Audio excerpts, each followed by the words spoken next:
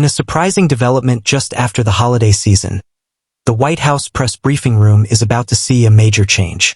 Carolyn Leavitt, the current White House press secretary, has announced she will be stepping away from her position for an extended period. The 28-year-old communications official revealed she's expecting her second child, a baby girl, due in May. This announcement comes at a turbulent moment for the administration, as internal tensions continue to rise and public scrutiny intensifies around several controversial issues. The timing has sparked significant conversation across political circles, especially given the administration's ongoing struggles with crisis management. But before we explore the implications of this announcement, let's examine what's been happening inside the White House Communications Office and why this departure matters more than a typical maternity leave. The administration has been facing serious challenges in controlling its narrative, particularly around the recently released Epstein files. These documents have created a firestorm of controversy, forcing officials into defensive mode and raising questions about transparency and accountability. Is and will remain completely corrupted. They therefore have no credibility at all in anything that they say about the Epstein files. And so when Todd Blanche tells you that something is fake in the Epstein files, like a handwritten letter from Jeffrey Epstein to another pedophile in prison, Todd Blanche should not be able to convince anyone that that letter is fake. There are real reasons to believe it is fake, and there are ways of determining it is fake. But Todd Blanche does not have the credibility necessary to make that case. So all of the assessment of what is and isn't fake in the Epstein files will be made outside of the Trump Justice Department, because the Trump Justice Department is completely corrupted and there to do nothing other than try to defend Donald Trump. Todd Blanche lied today in a written statement about the Epstein files, saying that any of the negative information about Donald Trump in the Epstein files, if true, quote, certainly would have been weaponized against President Trump already.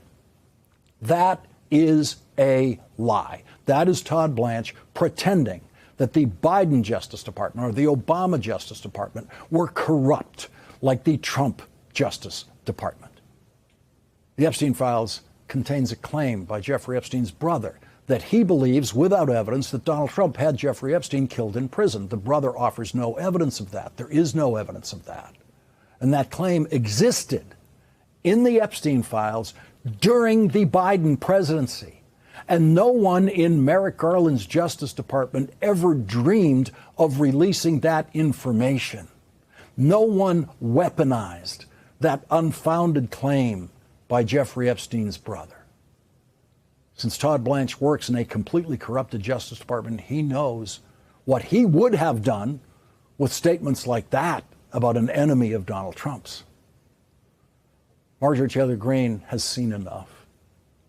The Republican member of Congress who built her entire political career on enthusiastic support for Donald Trump, but then lost Donald Trump's support when she demanded the release of the Epstein files, said today, "This is horrifying. Trump called me a traitor for fighting him to release the Epstein files and standing with women who were raped, jailed in stalls, and trafficked to men. Only evil people would hide this and protect those who participated. I pray for these women." Donald Trump tried to hide it. Donald Trump's attorney general tried to hide it. Donald Trump's criminal defense lawyer, now his deputy attorney general, tried to hide it. Donald Trump's clownish FBI director tried to hide it. Only evil people would be co-conspirators of Jeffrey Epstein. Evil people like Ghislaine Maxwell, who Donald Trump... These observations reveal a serious credibility crisis facing the Justice Department.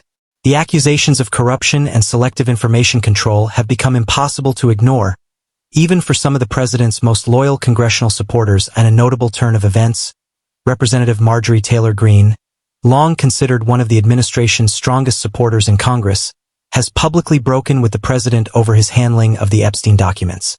Greene, who built her political brand on unwavering loyalty, recently called the situation horrifying and accused officials of protecting powerful figures. She revealed that the president personally called her a traitor for demanding full transparency on the Epstein files and for standing with trafficking survivors. Greene's comments represent a significant fracture within the conservative coalition, signaling that even devoted allies have limits. This internal conflict comes as the administration has taken unusual steps to centralize control over Department of Justice communications. Political analysts note that the current level of White House oversight is unprecedented in modern history.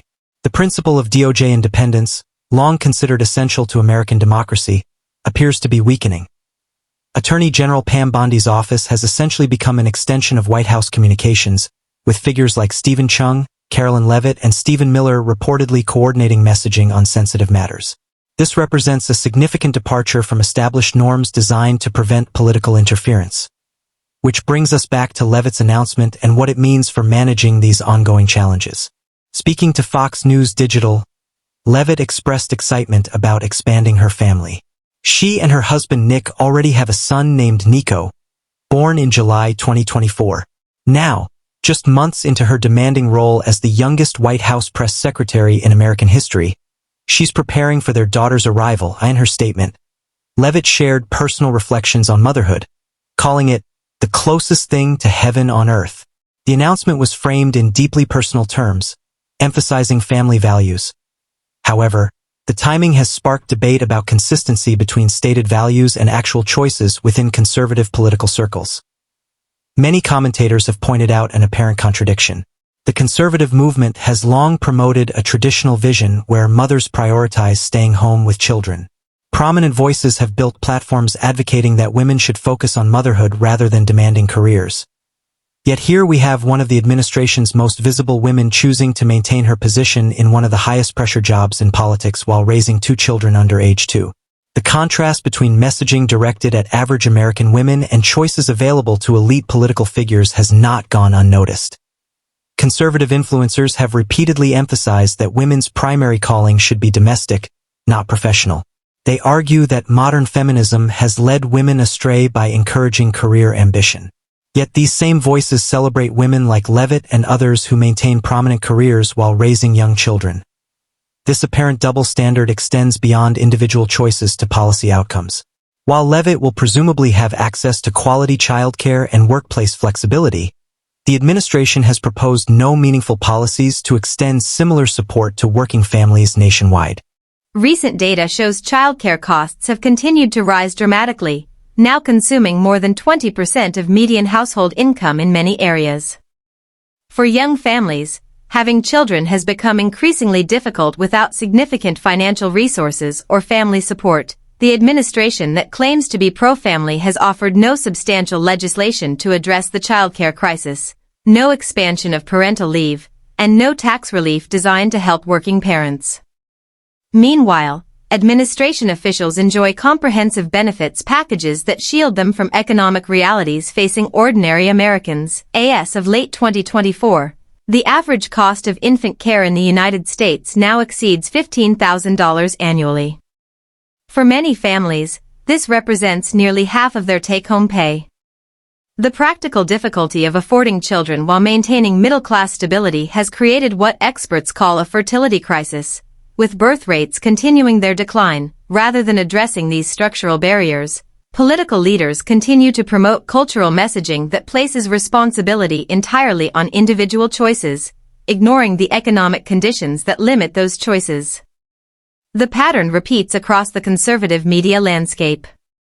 Women have built lucrative careers telling other women to abandon professional ambitions and embrace domestic life, all while refusing to do so themselves.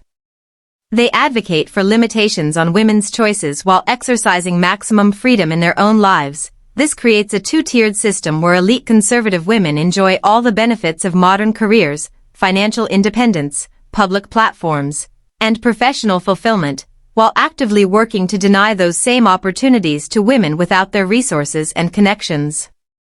The impact on younger generations has been particularly pronounced. Young women receive contradictory messages, pursue traditional domestic roles, but also admire successful career women who explicitly reject that path. The confusion created benefits those in power while limiting opportunities for everyone else. Looking ahead, Leavitt's maternity leave will likely last several weeks at minimum, potentially extending to several months. During her absence, the White House will need to designate an acting press secretary, with speculation centering on senior advisor Stephen Miller as a likely candidate. Miller's potential elevation to the press podium would represent a hardening of the administration's communications approach. Known for his uncompromising style on various issues, Miller would likely bring an even more combative tone to briefings already characterized by tension. The question many observers are asking is whether Leavitt will return at all. Press secretary positions are notoriously demanding, requiring long hours, constant availability, and mental stamina to defend controversial positions under intense questioning. Managing those demands while caring for 2 infants would challenge any professional. Some analysts have speculated this could provide Leavitt with an exit strategy from an increasingly difficult position. Following the path of predecessors who transitioned to media careers after leaving the White House, Leavitt could pivot to a more manageable role while maintaining her political brand. Regardless of her decision, this moment highlights fundamental inequities in our current system.